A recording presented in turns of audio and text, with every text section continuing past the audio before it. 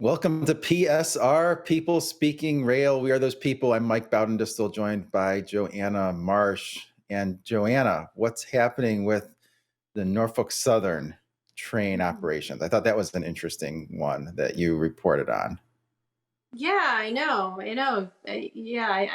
I think a lot of people are wondering exactly what's going on because you had that one system outage in late August, and then there was a second one that apparently was unrelated to the one that happened in late August. And I'm not sure if it affected the same systems or different systems, um, yeah, either way, it disrupted train operations for a little while. It happens, I think, sometime Friday evening and lasted until very early Saturday morning.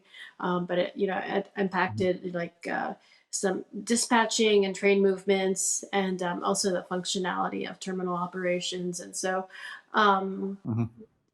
yeah, they didn't say quite, I mean, other than saying that it wasn't, cybersecurity related, or it wasn't a hacking incident, um, and that it was unrelated to the late August one. They did mention something about like a vendor product defect. So I'm not quite sure, Mhm. I mean, beyond what they've said, exactly what what all that means, and why did something happen so soon after uh, that other one that happened in August. Not to say that you should have something happening at all, but you know, so I don't know if NS will release more details or not later. Yeah, it was kind of like Norfolk Southern saying the system is not operating well, but it's totally not our fault. 100% Hmm. Hmm. vendors fault. On that one, no word on who the vendor is. But what was interesting about this is in your article, you said that this outage occurred on Friday evening and it was resolved by 1:30 in the afternoon on Saturday. So not all that long, but Yeah, it could I think it impact was actually one operations thirty. for Oh, I'm sorry. Yeah, I think it was actually 1:30 in the morning. So, 1:30 in the but morning. yeah, Okay, okay. yeah, So yeah, it was just a yeah, few hours then yeah, that yeah, it was pretty much. Yeah. down.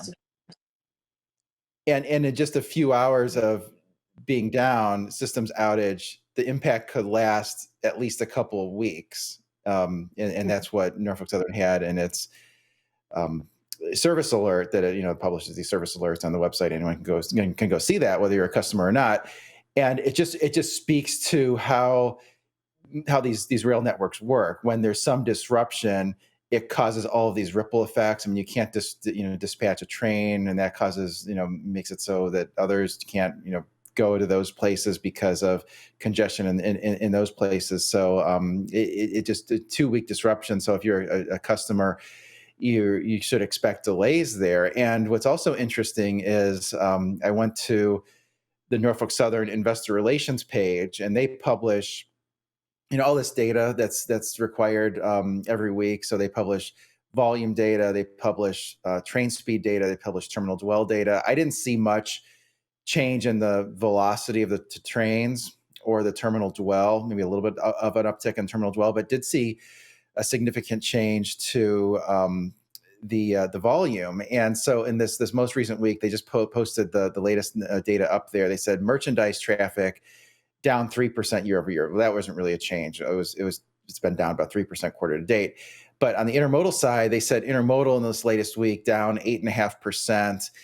And that's worse than what we've seen quarter to date. Quarter to date, it's down about 2%. So that intermodal is the portion of the volume that, if it's not moving, can go over to truck. And then the other portion that was down pretty significantly, even though it's not fungible across modes, is coal and coke, down 21% this latest week. Quarter to date, it's down 9.7%. So it's clearly impact on some of the bulk franchises and some of the intermodal volume. So we're seeing that in the data. So something for kind of a bad news for shippers, something that shippers need to pay attention to. I want to move on to the next topic here, which is the EEOC suing Union Pacific. You have another good picture there of a locomotive. What's happening with this? Yeah, yes. So the equal, I can't remember the EEOC, but it's the federal agency for sort of equal opportunity, ensuring that Mhm. that there's no that companies provide equal employment opportunities.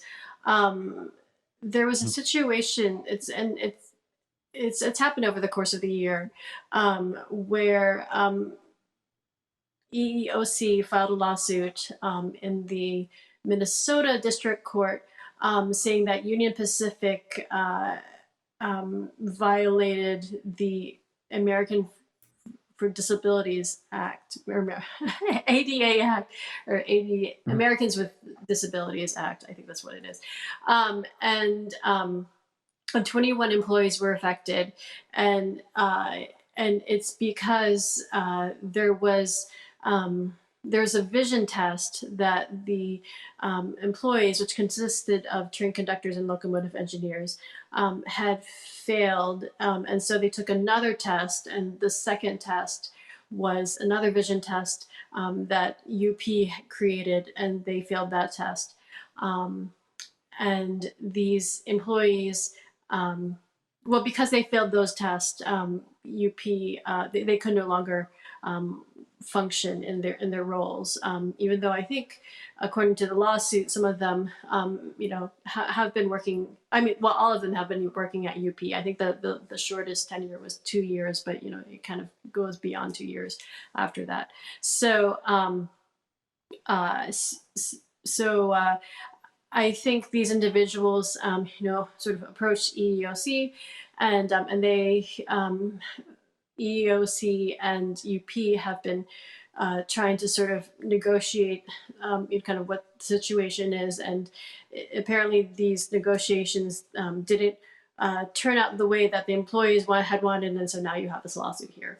And UP is saying right now, that their vision tests are, that they comply with FRA standards.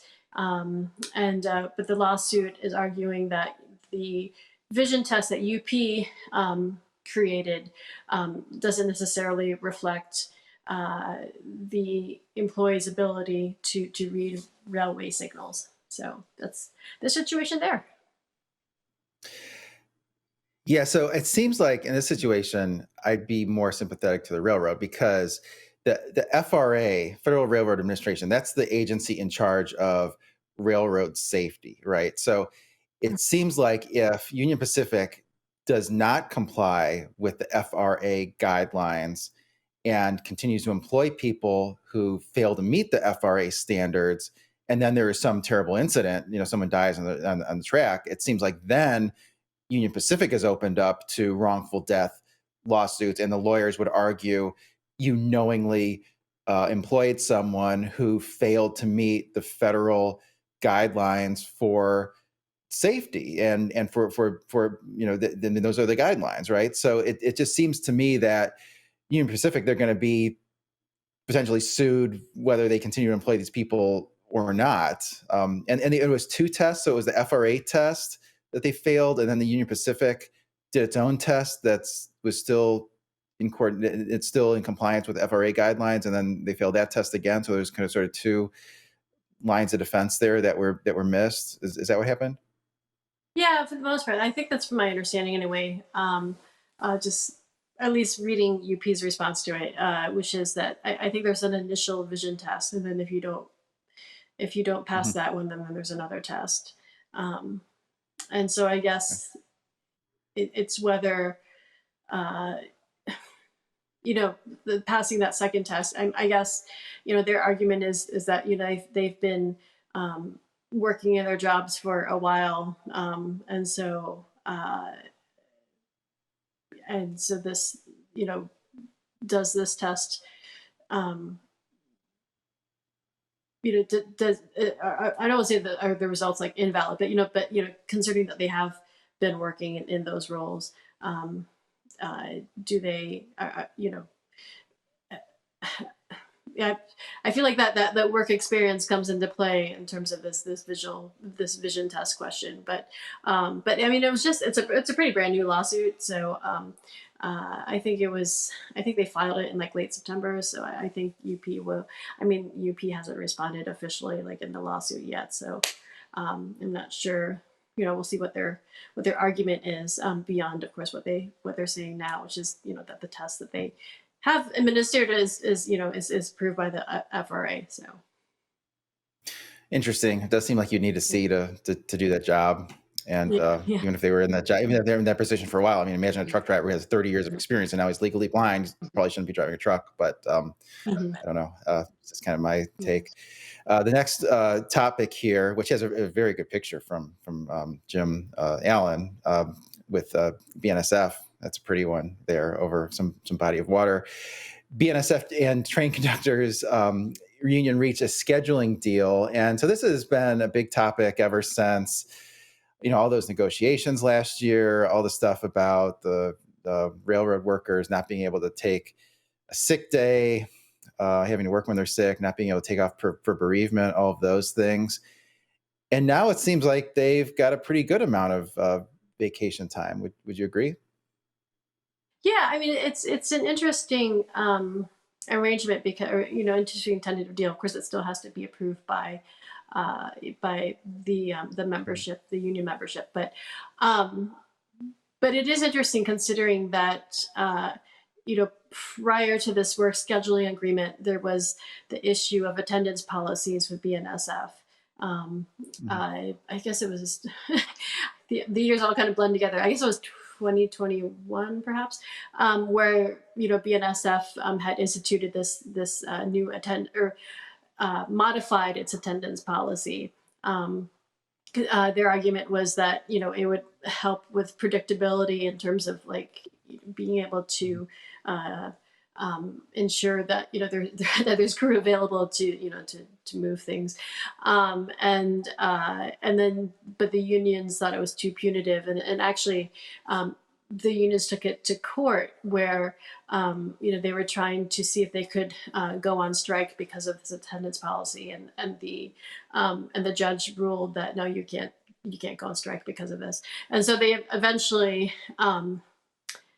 reached some sort of, I don't know if it's agreement, but some sort of compromise, I guess, in terms of the attendance policy. So you have that recent history of that antagonism between BNSF and the unions over leave. So it is kind of neat to see this tentative agreement, and just the different additional initiatives that are in the agreement.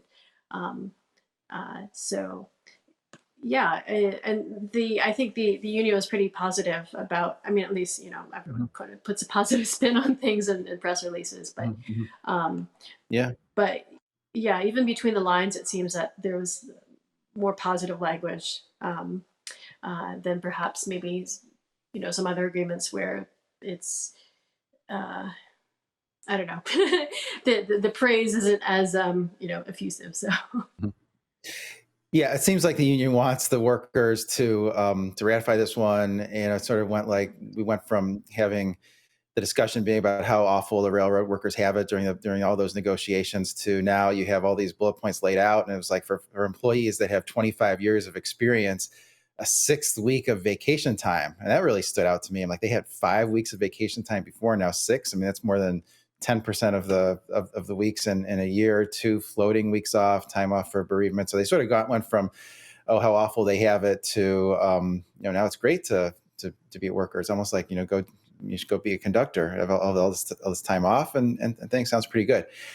I want to hit another one, and this was one that I don't think you had a chance to write up yet, but I think this caught my attention. Is the rails were granted a little bit more time, not a tremendous amount more time, a little bit more time to submit reciprocal switching comments. We've talked about this on prior shows, went into this in quite a bit of detail, where we talked about them being able to submit comments up until about, what was it, in October, sometime in October, and now it's November 7th, which happens to coincide with the FreightWaves conference. So get your comments in before going to the FreightWaves conference. But the AAR wanted this to be extended all the way to February 2nd. They were asking for a 90-day extension, and it just seemed like, because they don't like the reciprocal switching idea, just trying to kick the can down the road. Is as much as possible, maybe Mhm. until there's, I don't know, not necessarily a new STB, but just, until something else comes along, sort of just sort of delay. But what did you make of that? Yeah, that was interesting. Uh, I mean, I guess every I guess every little bit of time helps. Um, uh, yeah, the kind of separately but related. Um, we're kind of working on a story right now about how two senators, Tammy Baldwin of Wisconsin and then Shelley Moore Capito of West Virginia, how how they sent a letter to STB Chairman Marty Oberman about, uh, you know, making let's make sure that we we move forward with a reciprocal switching rule. So Mhm, in other words, you have some senators, especially Senator Baldwin, who has been an advocate for rail shippers, kind of mhm, mhm, watching what's going on with this proceeding. So yeah, I'm not quite sure. What the extra time. How much, because it's not a lot of extra time. It's probably about 3 weeks worth, maybe. But I suppose for the rails, I guess any any extra time is better than nothing in that case. Um, and I was wondering actually what would happen, with the.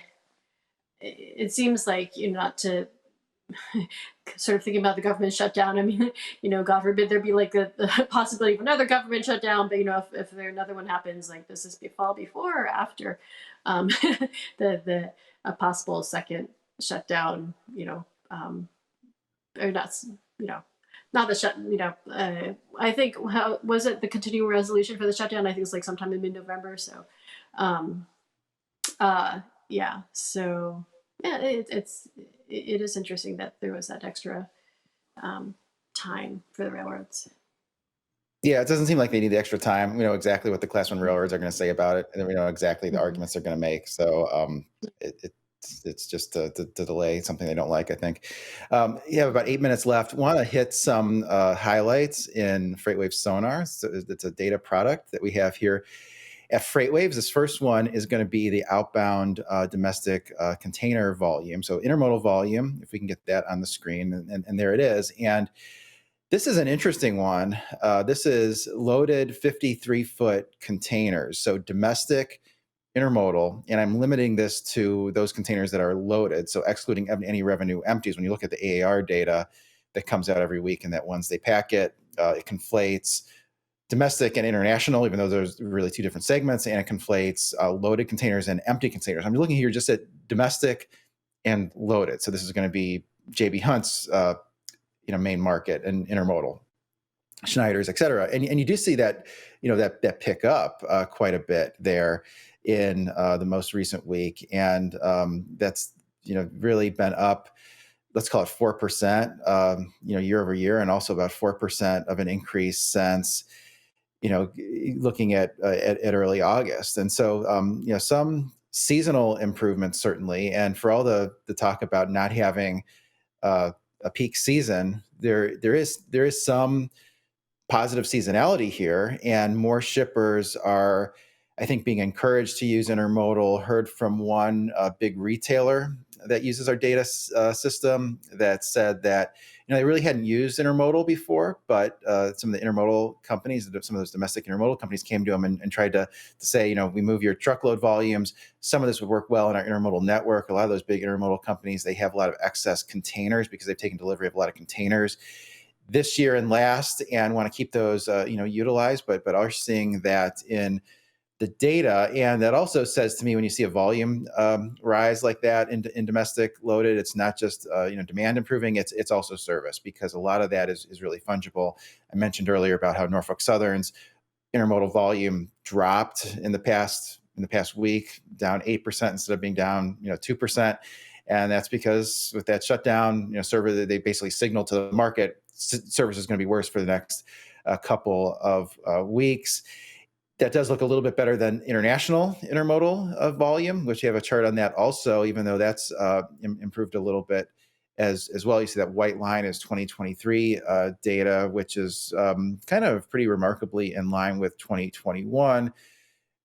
and also 2022, which started to have weakness, started in imports maybe in the middle of 2021. So those kind of in line with reduced expectations. I don't think anyone expects it near term to get back to that green line or that orange line, which represents 2020, which is an extraordinarily tight year for transportation capacity and a tremendous amount of volume coming in there. I also want to show the intermodal contract uh, rates, which have a chart. There it is, and this is one I mentioned this last week, and nothing's really changed in the last week. I mean, you see in this chart a lot of ups and downs from one week to the next, but really that's a lot of mix. I think the main trend here is that intermodal contract rates are down well into the double digits when you compare to 2022. Now, it was against a very kind of difficult comp or easy comp, if depending on your perspective,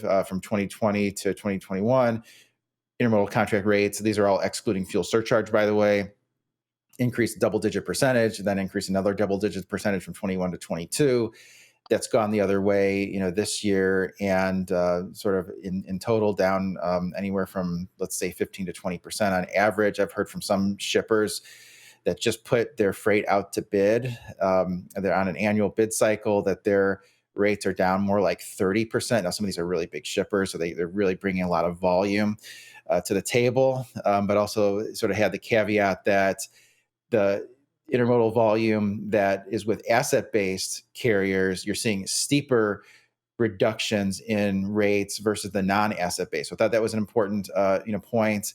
I also want to show an intermodal chart on the intermodal contract savings index, which is an interesting one there. If we can get that on the slide, and what this shows is that white line is the savings or difference between intermodal contract rates and truckload contract rates when fuel is included in both modes. That's important because intermodal, there's less fuel surcharge, about half the fuel surcharge. And what that shows is 9.76% discount on intermodal. And we're using a uniform 5-digit origin and destination pair. So in most cases, it's the same shipper moving the same, in between the same facilities, origin, destination. They're getting just under a 10% lower rate on intermodal. Is sort of at the low end of that sort of 10 to 15% historical range when you sort of think about the intermodal discount. And then that blue line limits it to lengths of haul that exceed 1,200 miles. So it's, I would say it's a competitive, marketplace, but maybe getting a little bit less competitive because some of the truckload volume has improved. The truckload market has tightened up a little bit for long haul outbound loads. We have another chart on intermodal rates from Los Angeles to Dallas, and these are spot rates here. And what's interesting is these are published intermodal spot rates in white from LA to Dallas. So these come from the Class 1 railroads. They give it to a domestic intermodal company, give it to us, and they cut that rate from LA to Dallas from almost $2.25 to $1.57. Meanwhile, the truckload rate, and that particular rate is from truckstop.com. We have other proprietary rates that in our system, but show a similar pattern here at $2.19. And so it seems like the two modes getting a little less competitive for that rather dense intermodal lane, LA to Dallas. It's really the second densest one outside of LA to Chicago. And a big part of that is what's changing a little bit in the truckload market, which have the next sonar chart, the long haul outbound tender volume index. And this is going to be the last one. This shows that the truckload market has improved from the carrier's perspective. Yeah, you see the volume of tenders is in white, and that has risen and I'm limiting this to just long haul volume, so volume that exceeds 800 miles. Doing that because that's more relevant when we're talking about intermodal is just look at the long haul volume. And so there's been more demand to move long haul volume. You see about that index has gone from about 50 to 117. So it's really been a big increase. And then the tender rejection rate for long haul volume that's outbound from LA declined from, about 2 or 3% to 7.59. So there has been some tightening there. It's made the truckload market less competitive with the intermodal market, and that's part of why we're seeing intermodal volume, pick up. So that's what I have. That's interesting. And with that, Joanna, what are you working on for the next week? Yeah, those are pretty neat charts. Let's see. So I'm going to be speaking with the Sierra Club. They had produced a report actually in August, but it's still pertinent. It was just kind of talking about freight rail transportation and actually how the U.S. needs to utilize freight rail more than it does. The idea that it's good for the environment. Which on one hand makes sense, but on the other hand, it's interesting too because it's also the Sierra Club. So just going to get some more. Hopefully some more comments from them about like sort of what they who they're working with and what they hope to achieve and things like that. So that's what's happening there. And of course actually earning seasons is coming up pretty soon, in about 2 weeks or so. So be getting ready for that. Yeah, that's always fun. Get ready for 100 questions about the operating ratio. Yeah. With that, we're about out of time. Hope everyone has a great day and see you next week.